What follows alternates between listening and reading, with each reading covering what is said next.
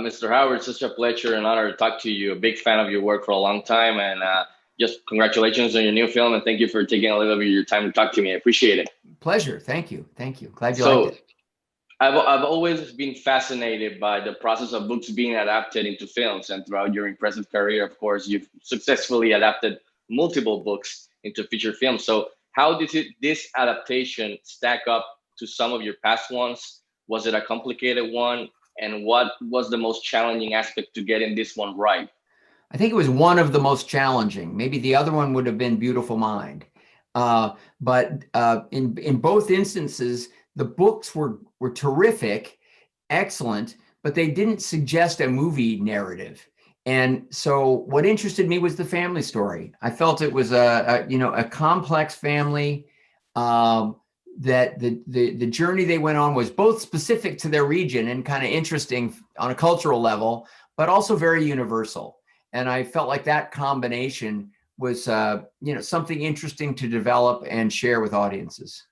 To me, Hillbilly Elegy is a film, like you said, like you touched a little bit. It's about families, cycles, addictions, baggage, and much more. So I want to ask you, what attracted you to this material? What made you say, yeah, I want to make this my next Yeah, film?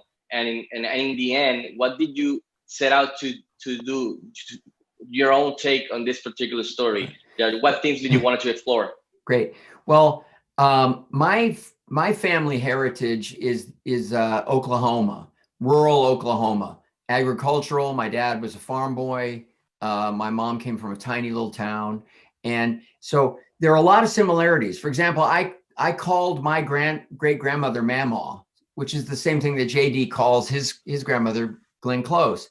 So there were aspects of the culture that I felt very comfortable with that I haven't really been able to work with as characters in a movie. And so I felt like this was an opportunity to do that.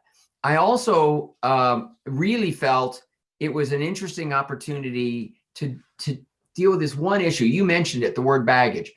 I think every person has to make a decision that every family has baggage. Every culture has strengths and weaknesses, and cycles of dysfunction and trauma, but also real strength and possibility. And so we all have to come to terms with how we're going to reconcile that. And in this case, he didn't do it alone. He was supported, especially by his grandmother, who helped him navigate that, help him come to those decisions. And I thought that was heroic. And I felt like that was to me, the essence of this story and what made it unusual. So, sir, before letting you go, yesterday, your film How the Grinch Stole Christmas celebrated its 20-year anniversary. So I remember watching it back then, and I loved it.